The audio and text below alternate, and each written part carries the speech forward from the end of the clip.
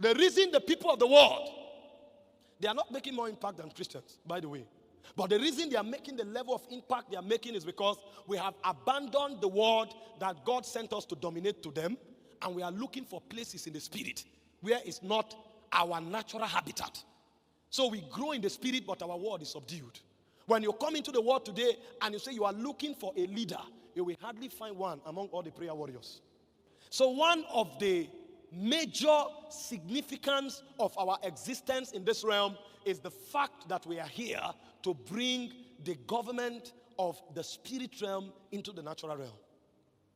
And you see, when God put man in this world, he said, let them have dominion. Let man on this realm have dominion. Now, the Christianity that have been shown to us in recent time have tilted on an extreme into the spirit realm. So it makes it look as if when a man begins to dominate this realm, he is carnal. That's wrong. Man was put here to dominate this realm. Now, if you listen to spiritual people in recent times, it looks as if the goal of man is to leave this body literally and go and live in the spirit realm.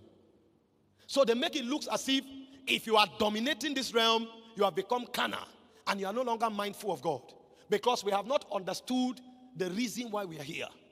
God is not so pleased that you are appearing in heaven every day, because he saw heaven before he put you on earth. God is not so pleased that everything about your life becomes spirit.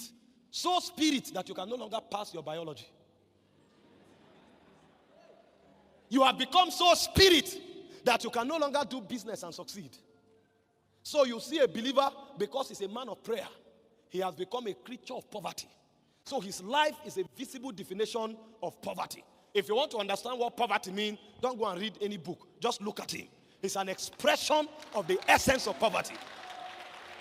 And the more he expresses poverty, the more he thinks he's spiritual. He takes so much pride in the fact that he's so poor that he showcases it. I see a lot of believers, they take so much pride in the fact that for the whole year, they were in heaven from January to December. And then I asked a question.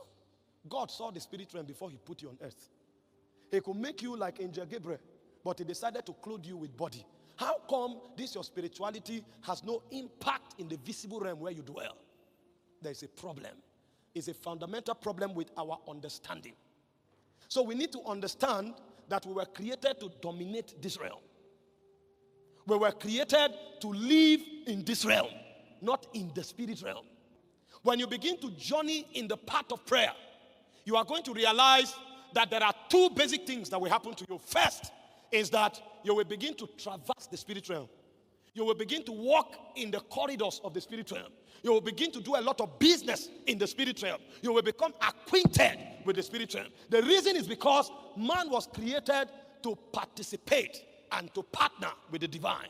So on the corridor of intimacy, there is a dimension of your journey that is spirit world. But beyond that dimension, there is also another dimension of your journey that is earthward. You must dominate this world. So as you grow in your intimacy with God and your interaction in the spirit realm, you must also grow in things that have to do with earthly and terrestrial dominion. So you must consider issues of leadership. You must consider issues of finance. You must consider issues that have to do with social interactions. You must consider issues that have to do with human relationships. Else, your spirituality will be useless. What is the hope of Ghana if everybody sitting here that is cutting across all demographics and different age range? What is the hope of Ghana if we cannot find somebody among you who can become president of this country? How then does the spiritual engagement translate to dominion? I know when I was coming here, everybody was expecting impartation, so that before I begin, the power of God begin to move, and then we enjoy the atmosphere of the spirit for 3 hours, and then we go. If God needed a president in the next 4 years, bearing in mind that some of us here are 25, some of us are 26, and in the next 4 years we'll be 30, 31. Can God find somebody here who can come into leadership enough to give direction to the youths of Ghana?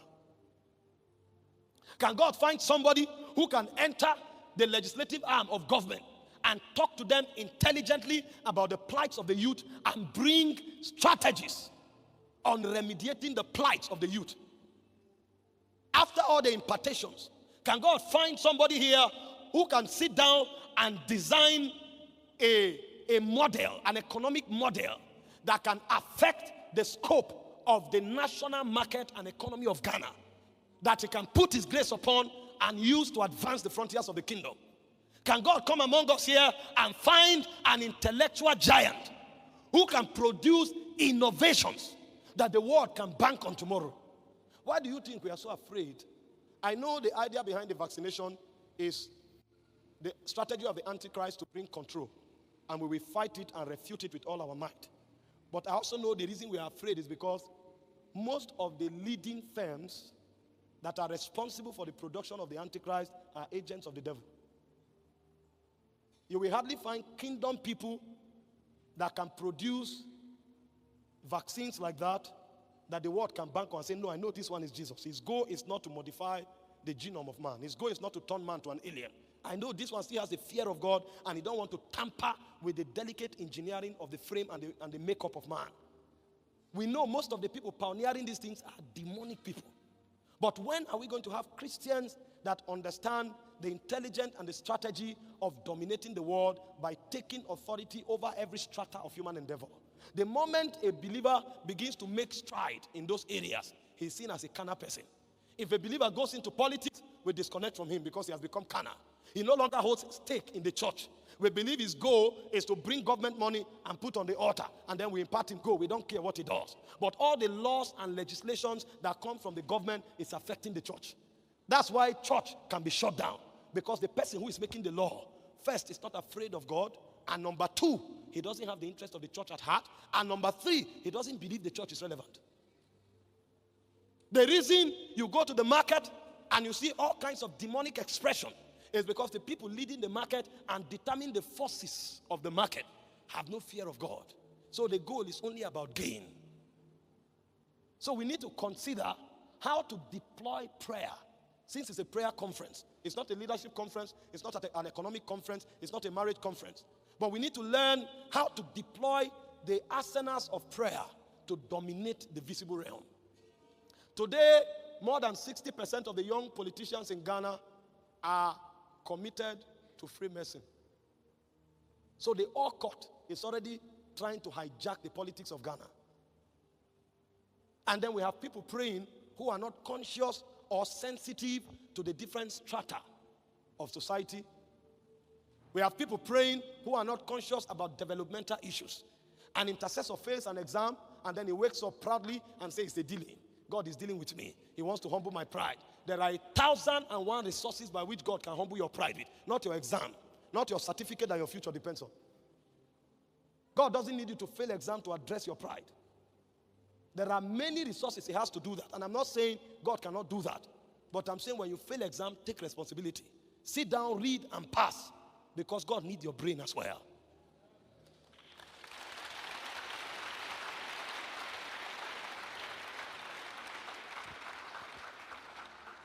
If we said today, we have many viable Christians coming out of the universities, we need programmers that will program the ATMs. You'll be shocked that you hardly find programmers who can program ATM machines for banks. They will still go and bring somebody from China who does not know the name Jesus. And then we say we are taking over. No. If we must take over, our operations must be holistic.